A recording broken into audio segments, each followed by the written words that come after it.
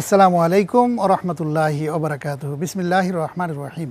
বৈশাখী television কর্তৃক আয়োজিত সরাসরি সম্প্রচারিত আপনাদের জনপ্রিয় রমজানের সওগাতের সম্মানিত দর্শক শ্রোতা এবং বাংলাদেশ সহ বিশ্বের অগণিত দর্শক শ্রোতা যে প্রান্তে বসে আপনারা আমাদের আজকের আয়োজন দেখছেন, আপনাদের সকলকে জানাচ্ছি আন্তরিক শুভেচ্ছা এবং অভিনন্দন।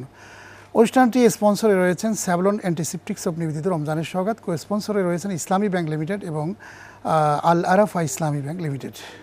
আজকে আমাদের মাঝে উপস্থিত হয়েছেন বিশিষ্ট ইসলামী চিন্তাবিদ, জননন্দিত মুফাসসিরে কোরআন, গবেষক ডক্টর মাওলানা আবুল কালাম আজাদ বাশার। আসসালামু আলাইকুম ওয়া রাহমাতুল্লাহি ওয়া বারাকাতুহু। প্রিয় দর্শক, আজকে আমাদের মাঝে মালয়েশিয়াতে আমাদের একজন ভাই, একজন গেস্ট অংশগ্রহণ করেছেন। তিনি আমাদের সাথে সংযোগে রয়েছেন। তিনি মুফতি মাওলানা ইউসুফ সুলতান, হেড অফ শরিয়া ইথিস ভেঞ্চার্স মালয়েশিয়া। তো স্বাগত জানাচ্ছি। আপনি আমাদের মুফতি ইউসুফ সুলতান ভাই, আপনি শুনতে পাচ্ছেন, দেখতে পাচ্ছেন নিশ্চয়ই। আপনাকে স্বাগত জানাচ্ছি। জি, প্রিয় দর্শক শ্রোতা মণ্ডলী, আপনারা যারা আমাদের এই আয়োজন দেখছেন, টেলিভিশনের স্ক্রিনে একটি নাম্বার যাচ্ছে, সেই নাম্বারে আপনারা টেলিফোন করবেন। আপনাদের জীবন ঘনিষ্ঠ এবং জীবন জিজ্ঞাসামূলক প্রশ্ন আপনারা করতে পারবেন। আপনাদের প্রশ্নের উত্তরগুলো আমরা ইনশাআল্লাহ দেওয়ার চেষ্টা করব। অত্যন্ত প্রাণবন্তভাবে আমাদের অতিথিগণ প্রশ্নের উত্তর প্রদান করবেন। শুরুতেই প্রিয় দর্শক, আমরা গতকালের ন্যায় আজকে আসুন আমরা দেখি আলোকিত কাফেলা। যে আলোকিত কাফেলাটি আসুন আমরা এখন দেখে আসি।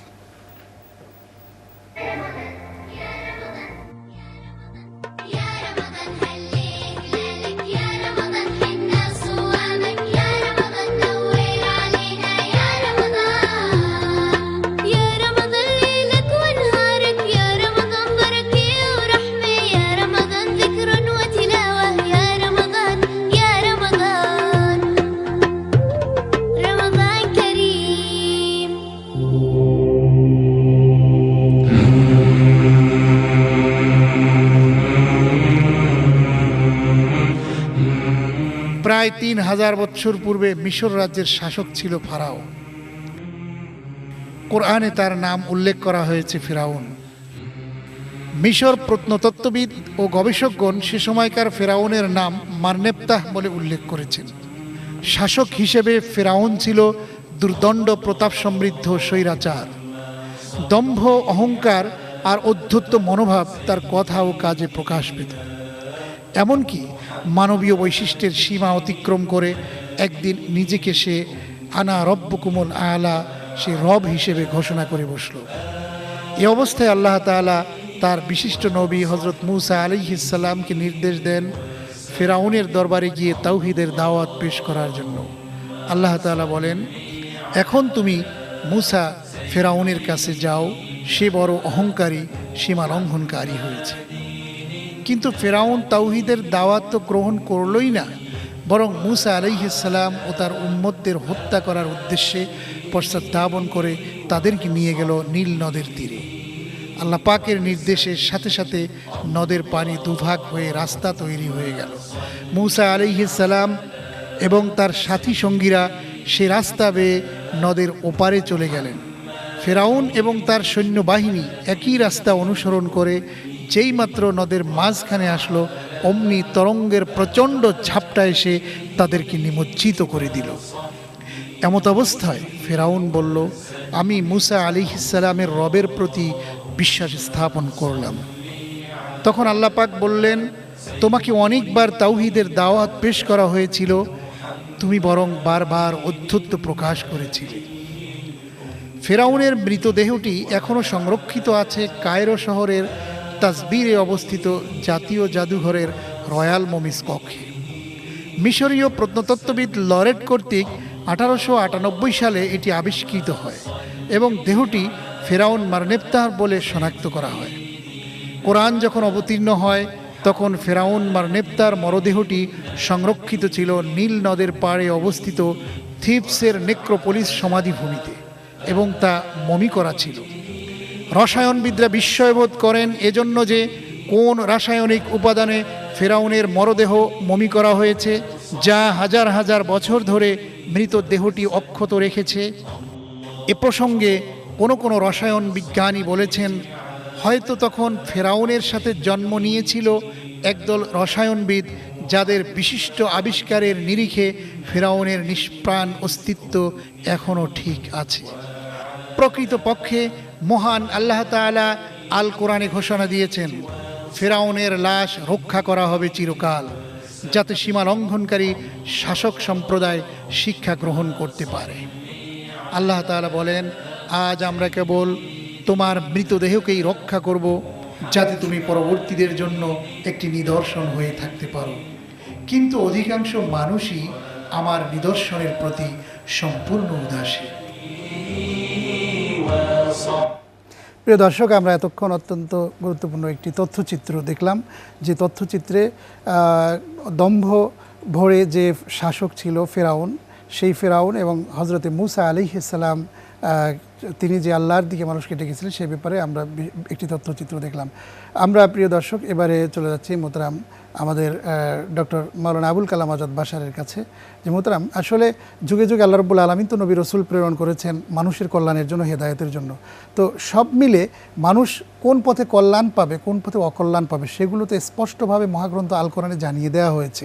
এবং সব মিলে আল্লাহ তাআলা বলছেন যে ওয়াল আসর ইন্নাল ইনসানা লাফি খুসর, নিশ্চয়ই মানুষ অত্যন্ত বিপদের মধ্যে রয়েছে, কসম করে বলেছেন। এই যে আল্লাহ তাআলা বিপদের কথা বলছেন, আমরা মাহে রমজানুল মোবারকে আমরা সেটিকে কীভাবে এটিকে বুঝবো যে আসলে আমরা কঠিন বিপদ এবং বিপদ থেকে আমরা মুক্ত হব কি করে? ইন্নাল হামদুলিল্লাহ ওয়াসসালাতু ওয়াসসালামু আলা রাসূলিল্লাহ বাদ।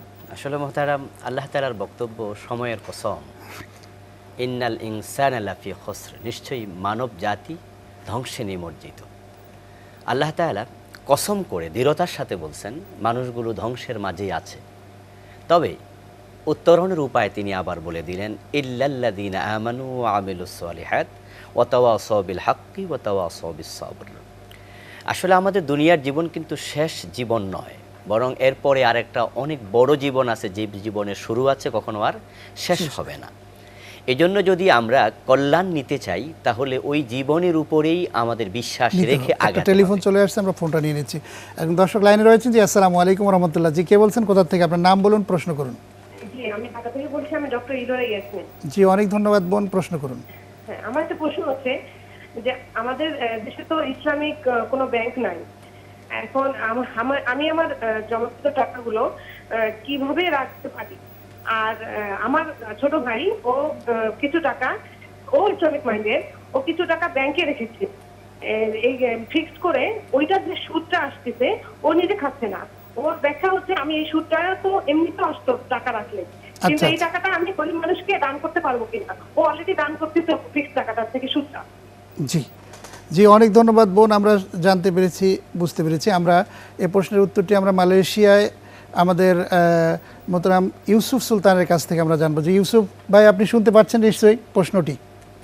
জি, আসসালামু আলাইকুম ওয়া রাহমাতুল্লাহ। আপনি প্রশ্নটি একটু সংক্ষেপে আবার বললে ভালো হয়, পুরোপুরি বুঝতে কষ্ট হচ্ছে। যে ওনার পাশে কোনো ইসলামী ব্যাংকিং ব্যবস্থা নেই, তো এখন এই অবস্থায় ওনার যে টাকাগুলো কোথায় রাখতে পারবেন, কিভাবে? আর হচ্ছে যে টাকার উপরে যে সুদ হয়ে যাচ্ছে, সেই টাকাগুলোর কি করতে পারবেন, যেহেতু আপনি ইসলামিক অর্থনৈতিক বিষয়ে একজন পারদর্শী ব্যক্তি, বিষয়ে যদি। জি, ধন্যবাদ। আমাদের বোনকে আমরা স্বাগত জানাচ্ছি।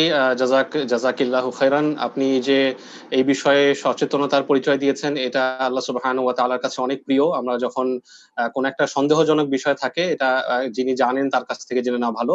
তো আপনি যে প্রশ্নটি করেছেন সেটা হচ্ছে যে আপনার আশেপাশে ইসলামিক কোনো ব্যাংক নেই, ইসলামী আর্থিক প্রতিষ্ঠান নেই, সেই জায়গায় আপনাকে ব্যাংকিং করতে হচ্ছে। তো সেখানে আপনি যদি ব্যাংকিং করতে হয়, আমি ধরে নিচ্ছি আপনি এমন কোনো দেশের থেকে বলছেন যেখানে ইসলামিক ব্যাংক নেই। তো সেই জায়গায় আপনি কনভেনশনাল ব্যাংকে কারেন্ট অ্যাকাউন্টে টাকা রাখতে পারেন। সর্বোচ্চ চেষ্টা করবেন কারেন্ট অ্যাকাউন্টে টাকা রাখতে, যেখানে সুদ আসে না।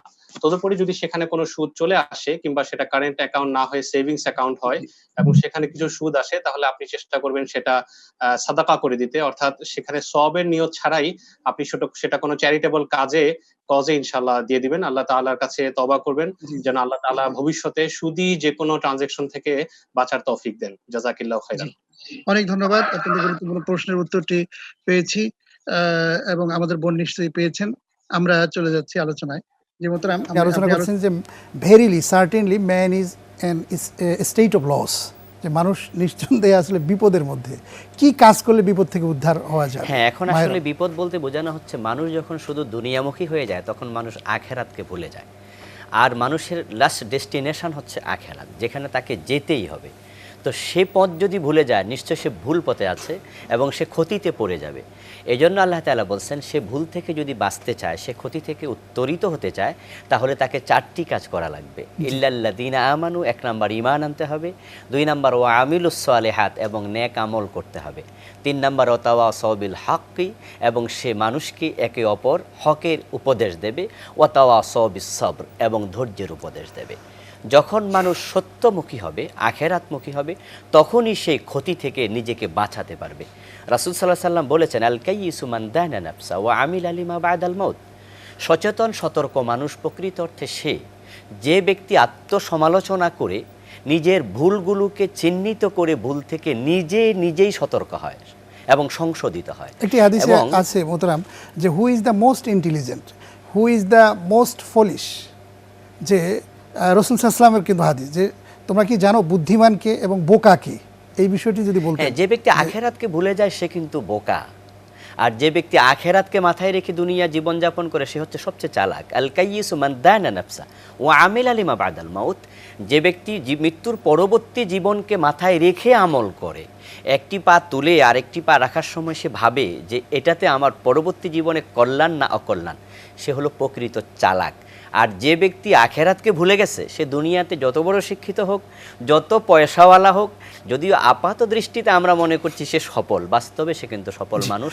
ধন্যবাদ। আমরা মালয়েশিয়ায় ইউসুফ সুলতান ভাইয়ের কাছে আরেকটু যেতে চাই। ইউসুফ সুলতান, আপনি নিশ্চয়ই দেখতে পাচ্ছেন, শুনতে পাচ্ছেন। আমরা আপনার কাছে জানতে চাচ্ছি যে মালয়েশিয়ায় আমাদের প্রচুর বাঙালি ভাইয়েরা, বাঙালি মুসলমান, অমুসলমান বসবাস করছে সেখানে এই রমজান তাদের মাঝে কিভাবে আসলে তারা রমজান পালন করতেছে, রোজা সিয়াম পালন করতেছে, ইফতার সেহরি তারা সঠিকভাবে করতে পারছে কিনা, আমরা বিভিন্ন রকম সংবাদ মাধ্যমে জানতে পারি যে আসলে অনেক কষ্টে অনেকে আছেন। আসলে বিষয়টা কি যদি একটু জানাতেন। জি, জাযাকুমুল্লাহ খাইরান। আমাদের মালয়েশিয়াতে আপনারা জানেন যে অনেক প্রবাসী আছেন বাংলাদেশী, এবং এর একটি বড় অংশ, অধিকাংশ বলছি না, একটি বড় অংশ আপনারা অবৈধভাবে তারা আছেন, কিংবা হয়তো সাগর পথে বা বিভিন্নভাবে মালয়েশিয়াতে এসেছেন। বিশেষ করে তাদের হয়তো বা ভিসা এক্সপায়ার হয়ে আছে।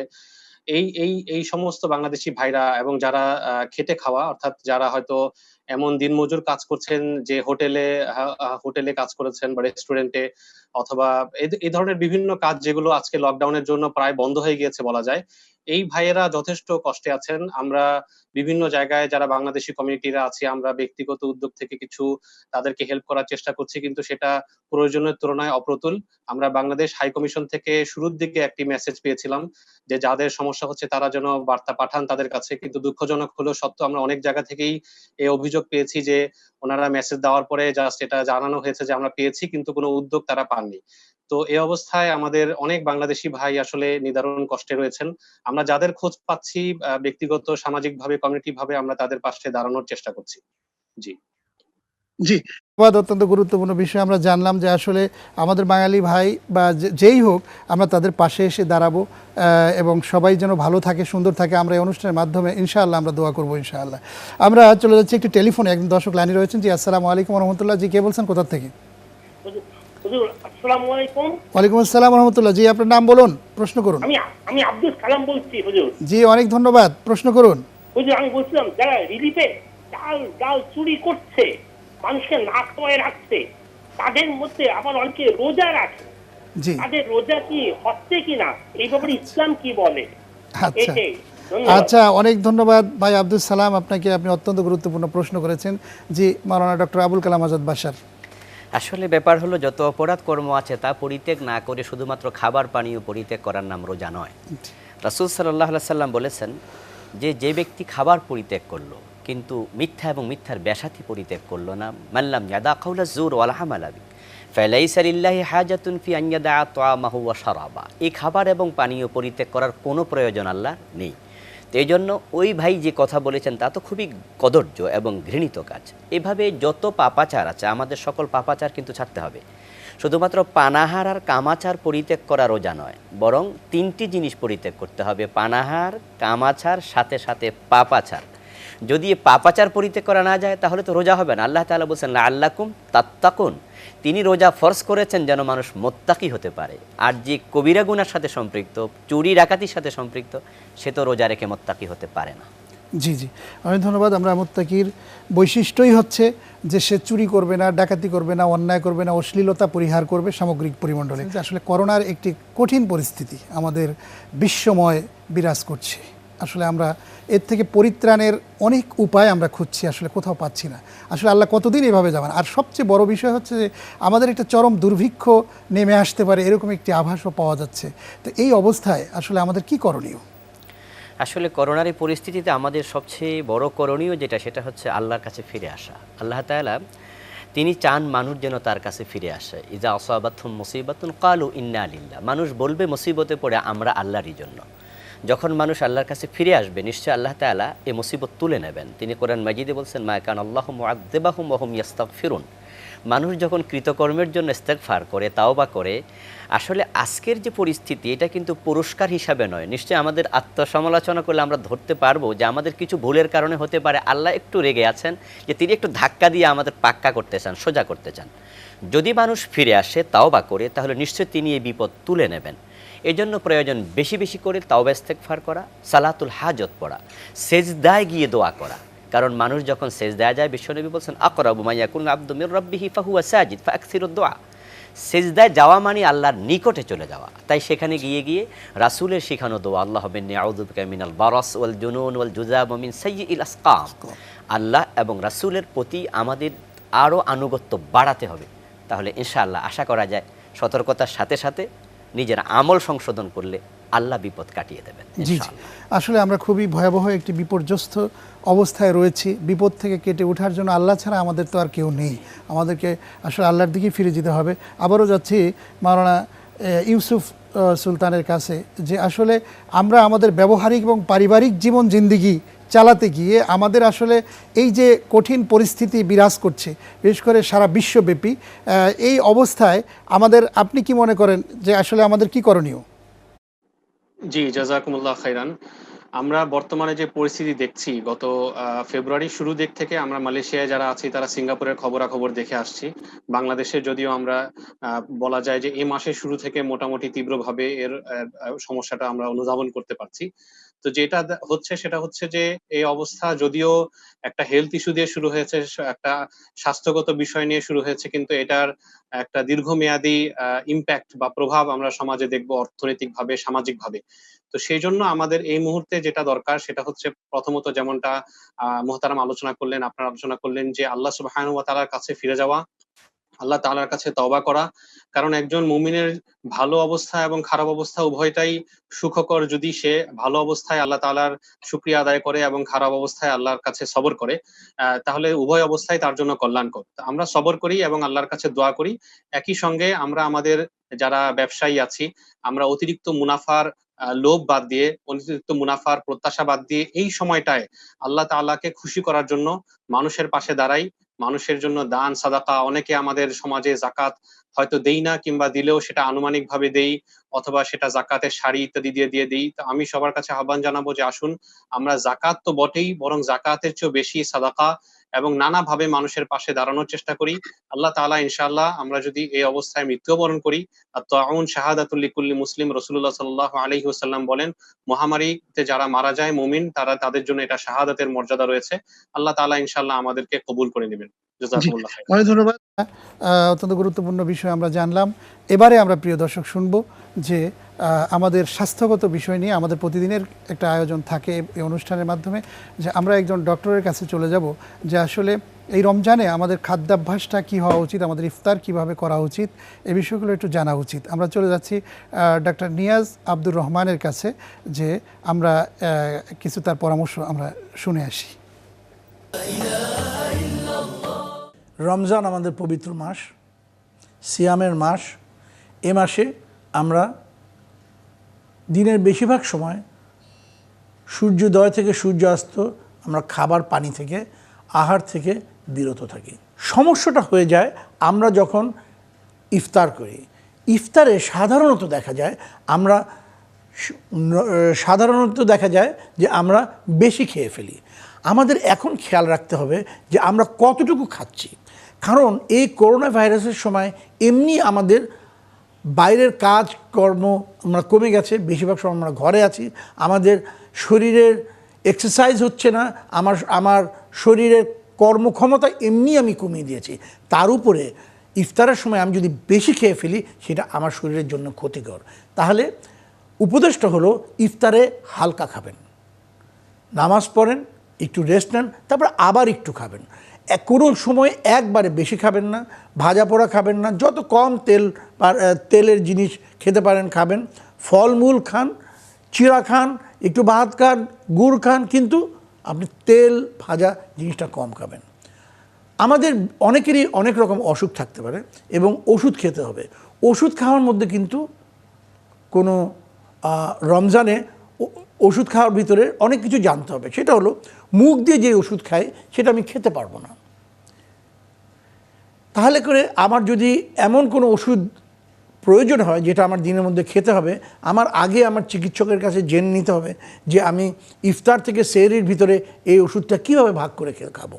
আচ্ছা, তারপরে আমার যদি এমন কোনো ওষুধ হয় যেই ওষুধটা আমার নাকে দিয়ে দিতে হবে এবং আমার গলায় প্রবেশ করতে পারে, সেই ওষুধ নিলে কিন্তু আমার রোজা ভেঙে যাবে। ইনজেকশনের বেলায় বলা হয়েছে আমি ইনজেকশন নিতে পারি, যেমন আমি ইনসুলিন ইচ্ছা করলে কিন্তু নিতে পারি, কিন্তু আমি স্যালাইন নিয়ে যদি আমার স্যালাইনের ভিতরে গ্লুকোজ থাকে যেটা আমাকে খাদ্য দিবে, সেটা নেওয়া যাবে না, সেটা কিন্তু রমজান ভেঙে যাবে। তাহলে আমি ওষুধ কোনটা খেতে পারবো, কোনটা দিতে পারবো, এটা কিন্তু আমার জানতে হবে। চোখে যদি কারোর কোনো সমস্যা হয়, চোখের ড্রপ কিন্তু আমি নিতে পারবো। চোখের ড্রপ সাধারণত চোখে থেকে যায়, বের হয় না, কিন্তু মাঝে মাঝে দেখা যায় যে চোখের ড্রপ দিলে গলায় তিতা লাগে, তাহলে তো চোখের ড্রপটা গলায় চলে যাচ্ছে। তো আমার যদি চোখের ড্রপ দিতেই হয়, আমি যদি আঙুল দিয়ে আমার চোখ আর নাকের কর্নারে এখানে চাপ দিয়ে ধরে রাখি, তাহলে চোখের ড্রপটা কোনোভাবেই আমার গলায় প্রবেশ করবে না। তা আমি এখানে ধরে যদি চোখের ড্রপ দিয়ে একটু ওয়েট করি, তাহলে কিন্তু চোখের ড্রপটা বাইরেই রয়ে যাবে। এইভাবে আমি চোখের ড্রপ দিতে পারি। খাবারের জন্যে সবাই সতর্ক, কি খাবেন, কতটুকু খাবেন, চিন্তা ভাবনা করে খান, যাতে করে আপনার শরীর ভালো থাকে। অনেক ধন্যবাদ। আমরা রমজানের স্বাস্থ্যগত বিষয় নিয়ে ডাক্তার নিয়াজ আব্দুর রহমানের কাছ থেকে অত্যন্ত গুরুত্বপূর্ণ তথ্যভিত্তিক কথা শুনলাম। আমরা চলে যাচ্ছি, একজন টেলিফোনে অপেক্ষা করছেন লাইনে, আমরা চলে যাচ্ছি তার কাছে। একজন দর্শক লাইনে রয়েছেন। জি, আসসালামু আলাইকুম রহমতুল্লাহ। জি, কে বলছেন, কোথা থেকে? আপনার নাম বলে প্রশ্ন করুন। আচ্ছা, জি বলুন। আসসালামু আলাইকুম। ওয়ালাইকুম আসসালাম রহমতুল্লাহ। আমি সাভার থেকে বলছি। আচ্ছা, আমরা যে টিভিতে নবী রাসূলদের জীবনীগুলো দেখি, জি, এগুলো আমাদের দেখাটা কতটুকু ঠিক? আচ্ছা বা আচ্ছা, এটা কি দেখা ঠিক কিনা? ঠিক কিনা, জি বুঝতে পেরেছি। আর কোনো প্রশ্ন আছে আপনার? না, অনেক ধন্যবাদ বোন। জি, প্রশ্নের উত্তরে আমরা চলে যাচ্ছি মালয়েশিয়ায় মাওলানা ইউসুফ সুলতানের কাছ থেকে। ইউসুফ সুলতান, আপনি প্রশ্নটি শুনতে পেরেছেন যে আপনার নবী রসুলদের উপরে যে সিরিয়ালগুলো বিভিন্ন চ্যানেলে দেখানো হয়, সেই সিরিয়ালগুলো আসলে দেখা যাবে কিনা, বৈধ কিনা, সে বিষয়ে প্রশ্নটি করেছিলেন। আপনি নিশ্চয়ই শুনতে পেরেছেন। প্রশ্নের উত্তরটি আপনার কাছ থেকে আশা করছি। জি, জাযাকাল্লাহ খাইরান। ধন্যবাদ আমাদের বোনকে প্রশ্নটি করার জন্য। আসলে প্রথম বিষয় হচ্ছে এই রমাজান মাস হচ্ছে কোরআনের মাস। আমরা চেষ্টা করব আল কোরআনুল কারীমকে বেশি সময় দিতে, এই বিষয়ে নিজের রিসাইটেশন ঠিক করা, তারপর তাফসির এবং তাদাব্বুর, অর্থাৎ এই কোরআনের আয়াতগুলো নিয়ে একটু গভীরভাবে চিন্তা করার চেষ্টা করা, নিজের জীবনের সাথে মেলানোর চেষ্টা করা। এবং এই বিষয়ে অনলাইনে এখন যথেষ্ট আলোচনা আছে, জ্ঞানগর্ভ, আমরা সেগুলো দেখতে পারি, শুনতে পারি। সবচেয়ে মানে মূল কথাটা যেটা বলতে চাচ্ছি সেটা হচ্ছে এটা কোরআনের মাস, আমরা কোরআনকে সময় বেশি দেওয়ার চেষ্টা করবো ইনশাআল্লাহ। এখন আমাদের নবী রসুলদের যে জীবনী, নবী রসুলদের যে ইতিহাস, সেটা জানার সর্বোত্তম উপায়টা আসলে কি? আমরা যদি আমাদের সালাফে সালেহিন দেখি, তারা চেষ্টা করেছেন অথেন্টিক যে সোর্স গুলো আছে, রেফারেন্স গুলো আছে, সেখান থেকে এই বিষয়ক ইতিহাস, নবী রাসূলের জীবনী, সিরাত, এগুলোকে জানার চেষ্টা করতে। এখন বর্তমানে আমরা যে একটা ট্রেন্ড দেখি যে বিভিন্ন নবী রাসূল দের জীবনী ভিত্তিক আপনার মুভি তৈরি করা হয় অথবা সিরিয়াল তৈরি করা হয়। এটার একটা সবচেয়ে বড় বিপদের যে বিষয়টা, সেটা হচ্ছে যে বিশেষ করে নবী রাসূল এবং তাদের যারা প্রতিষ্ঠিত সাহাবী ছিলেন, কম্প্যানিয়ন ছিলেন, তাদের জায়গায় যখন অন্য কেউ নিজেকে চিত্রায়িত করেন, আমাদের মনের কোণে সেই চিত্রটা গেঁথে যায় এটার ফলে আপনার অনেক সময় ওই ব্যক্তিদের প্রতি আমাদের যে সম্মান থাকার কথা ছিল সেটা কিছুটা কমে আসে। তো এই দৃষ্টিকোণ থেকে ওলামায়ে কেরামের একটি মেজরিটি মনে করেন যে আমরা এই ধরনের মুভিগুলোকে না দেখাই ভালো। যারা প্রযোজনা করেন তাদেরকেও তারা বিনয়ের সাথে আপনার নিষেধ করে থাকেন। বাকি তারপরেও আমরা যদি নবী রাসূলদের সম্পর্কে জানতে চাই, আমি রিকমেন্ড করব অনলাইনে কিছু ভালো ভালো স্কলার আছেন, তাদের আপনার জায়গা থেকে আমরা এই ধরনের ইতিহাস নির্ভর, সিরাত জি, নির্ভর অনেক বিষয়গুলো ধন্যবাদ মুফতি ইউসুফ সুলতান আপনাকে। আমরা বৈশাখী টিভি স্টুডিও থেকে আপনাকে আজকের মতো ধন্যবাদ জানাচ্ছি। আপনি ভালো থাকবেন, নিরাপদে থাকবেন আশা করছি ইনশাআল্লাহ। তো আমরা চলে যাচ্ছি। জি মোহতারাম মাওলানা আবুল কালাম আজাদ বাশার, আমরা ওই প্রশ্নের সূত্র ধরে বলতে চাই যে আসলে নবী রসুলদেরকে সরাসরি দেখিয়ে কোনো কিছু করা এটা তো আসলে ঠিক নয়, তাই না? ওনাদের ছবি উপস্থাপন করা করা বা ঠিক হবে না। সরাসরি কেউ ওনাদের নাম নিয়ে নিজে সেই আঙ্গিক অভিনয় করাটা ঠিক হবে না। জি, জি। আর যদি ডকুমেন্টারিতে আপনার তথ্যগুলো সব সঠিক হয়, জি, জি। তাহলে এইভাবে উপস্থাপনের মাধ্যমে মানুষের কিন্তু মন মগজে বিষয়টাকে ঢুকিয়ে দেওয়া যায়। জি, জি, তবে কোনোভাবেই যেন তাদের সম্মান হানি না হয় এই বিষয়ে এরকম কথা।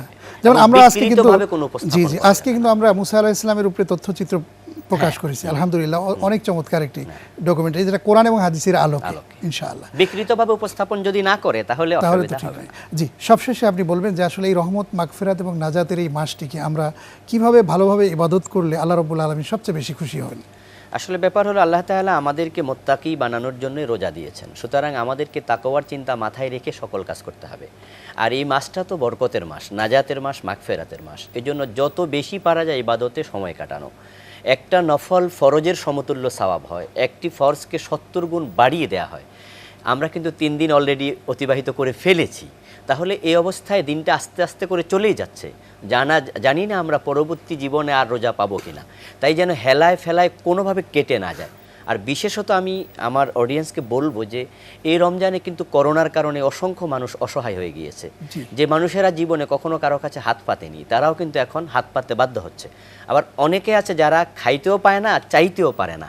তাই আমরা মনে হয় স্পেশালি এই রমজানে একটু দানের হাতটা আগের যে কোনো সময়ের তুলনায় বাড়িয়ে দেওয়া উচিত। জি, অনেক ধন্যবাদ। অত্যন্ত চমৎকারভাবে আজকে আপনার মাধ্যমে এবং আমাদের মালয়েশিয়ায় প্রবাসী ইউসুফ সুলতানের মাধ্যমে অত্যন্ত গুরুত্বপূর্ণ তথ্য সমৃদ্ধ কথা জানতে পেরেছি। আপনাদেরকে ধন্যবাদ জানাচ্ছি। জাযাকুমুল্লাহ। প্রিয় দর্শক শ্রোতা মণ্ডলী, আমরা আসলে একটি কঠিন দুর্যোগময় পরিস্থিতির মধ্য দিয়েও আমরা কিন্তু চরমভাবে আল্লাহর কাছ থেকে কিছু শিক্ষণীয় কিছু পাচ্ছি। যেমন এই করোনা কিন্তু আমাদেরকে অনেক শিক্ষা দিচ্ছে যে আসলে আমাদের ব্যক্তিগত জীবন, পারিবারিক জীবন, সামাজিক জীবনকে আমাদেরকে কিভাবে পরিচালিত করতে হবে। আমরা যদি নিজেদেরকে একটু ভাবি তাহলে কিন্তু আমাদের কাছ থেকে বেরিয়ে আসবে উত্তর, আপনাদেরকে দিতে হবে না। বিভিন্ন সামাজিক মাধ্যমে কিন্তু সেগুলো বেরিয়ে আসছে। আসুন না প্রিয় দর্শক, তার মাধ্যমে সেই মহান স্রষ্টাকে আমরা খুঁজে পাই, তাহলেই কিন্তু আমাদের জীবন সার্থক হবে, সুন্দর হবে। আসুন আমরা সবাই সেই প্রত্যাশা ব্যক্ত করি। প্রতিদিনই চমৎকার বৈশাখী টিভির এই আয়োজনে আপনারা চোখ রাখবেন, সেই প্রত্যাশা ব্যক্ত করেই আজকের মতো স্যাভলন অ্যান্টিসেপটিক্স নিবেদিত রমজানের সওগাত আজকের মতো শেষ করছি। আপনারা সবাই ভালো থাকুন, সুস্থ থাকুন। আল্লাহ হাফেজ। আসসালামু আলাইকুম ওয়া রাহমাতুল্লাহি ওয়া বারাকাতুহু।